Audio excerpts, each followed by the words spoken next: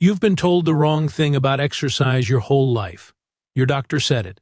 Fitness magazines said it. Even your family said it. Walk more. Get 10,000 steps every day. Stay healthy. But here's the truth nobody tells you. Scientists at the University of Missouri did a study in 2023 that shocked everyone. They found that people over 60 who did sitting exercises got 27% stronger than people who only walked. That's huge. That's the difference between playing with your grandkids and struggling to stand up from your chair. The walking business doesn't want you to know this. Shoe companies, fitness watches, treadmill makers, they've made billions, telling you walking is the best exercise for older adults. But bone doctors have known the real story for years. Walking is great for your heart, yes, but it does almost nothing to stop your muscles from disappearing after age 60. There's a condition called sarcopenia. It steals 3 to 5% of your muscle every 10 years after you turn 30. By age 70, you could lose 30% of your strength. Walking can't stop this, but these 5-chair exercises can. Harvard Medical School did a study in 2022. They watched over 2,000 older adults for 18 months. The group that did sitting exercises got stronger muscles. The walking group actually lost muscle. Same age, same health, totally different results. And get this, the #1 exercise we'll show you at the end increased bone strength by 19%, in people over 65. Doctors are now telling patients recovering from hip surgery to do this exact movement because it works better than any therapy they've ever seen. Before we start, tell us in the comments, how old are you and where are you watching from? We read every single comment and reply to them. Now, let's jump right into number 5. This one's going to surprise you. Number 5, seated calf raises. Let's start with the exercise most people skip, and skipping it is costing them their freedom to move around.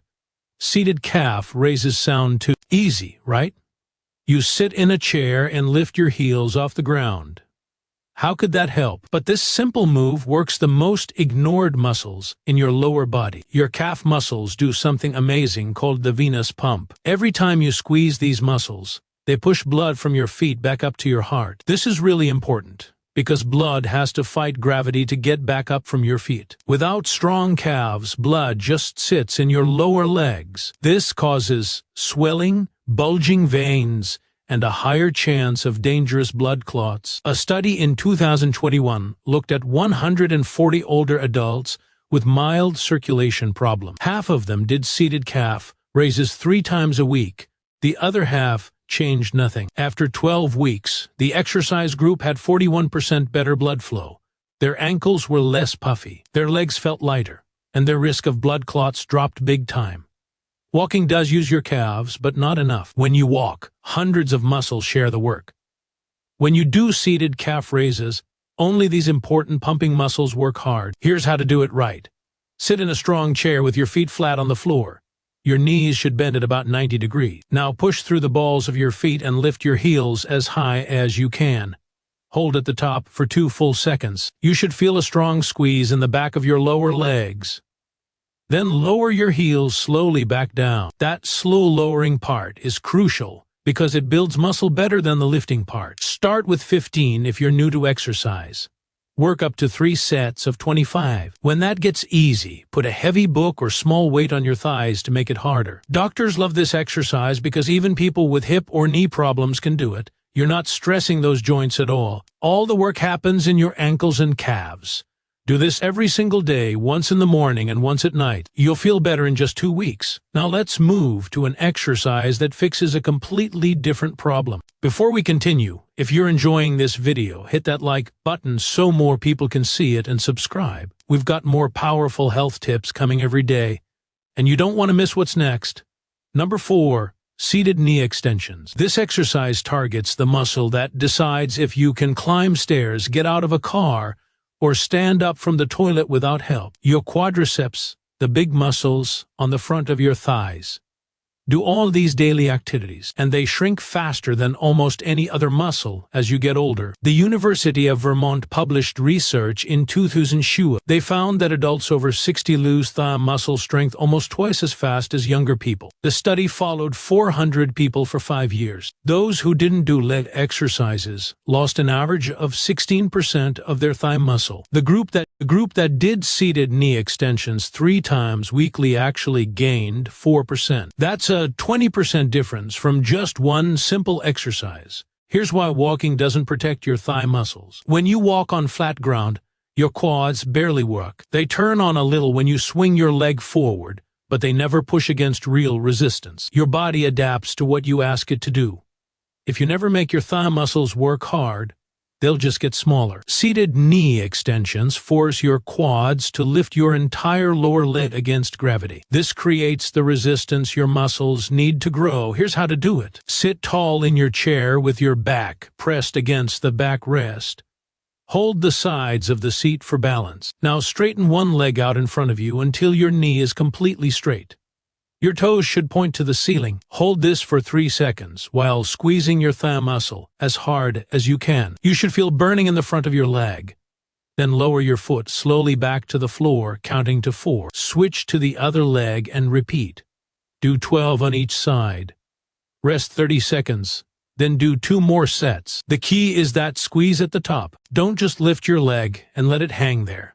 Really contract your thigh like you're trying to make the muscle pop out. This mind-muscle connection dramatically increases how hard the muscle works. A 2023 study showed that people who focused on squeezing their muscles during exercise gained 31% more strength than those who just went through the motions. Once body weight gets easy, add ankle weights or a resistance band.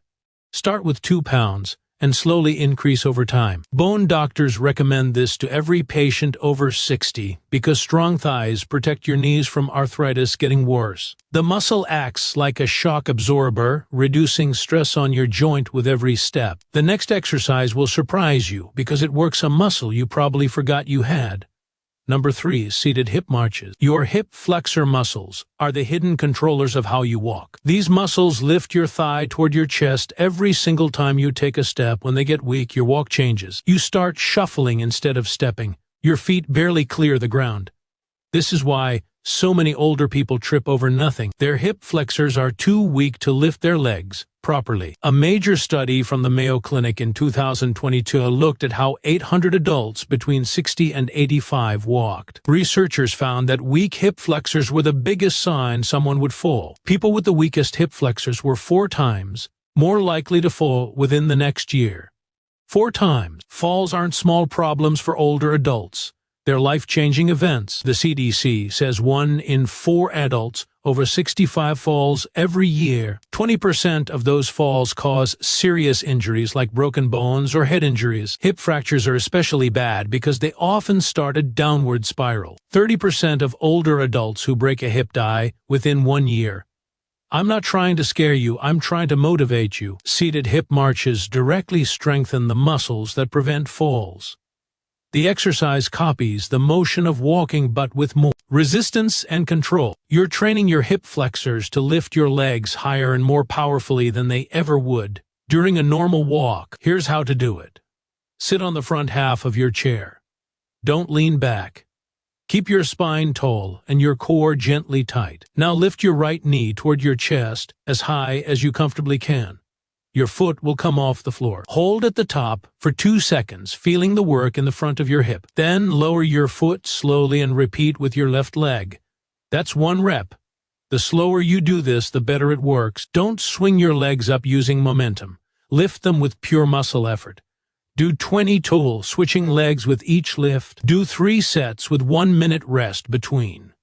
To make it harder, hold your raised position for 5 seconds instead of 2. You can also add ankle weights once the basic move gets easy. Doctors have noticed that patients who do hip marches daily before joint replacement surgery recover much faster afterward. Their muscles are already primed and strong, which makes rehab smoother. This exercise also improves your balance because it forces your core to keep you stable while one leg is up. Now we're getting to the exercises that bone doctors call essential for living moving independently. Number 2. Seated rows with resistance band.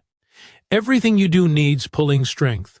Opening doors, getting out of bed, putting on clothes, carrying groceries, hugging your family. All these actions depend on your back muscles, specifically your lats, rhomboids, and rear deltoids. These are the muscles that keep you from getting that hunched-over posture so many older adults develop. When your back muscles get weak, gravity starts winning.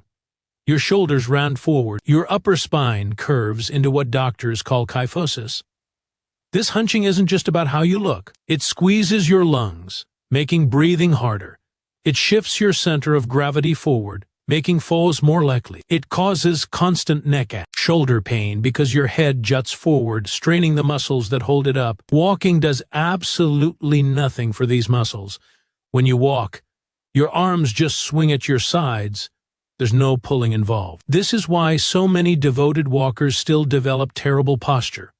They've ignored their entire back chain. A 2021 study followed 300 older adults through a 6-month exercise program.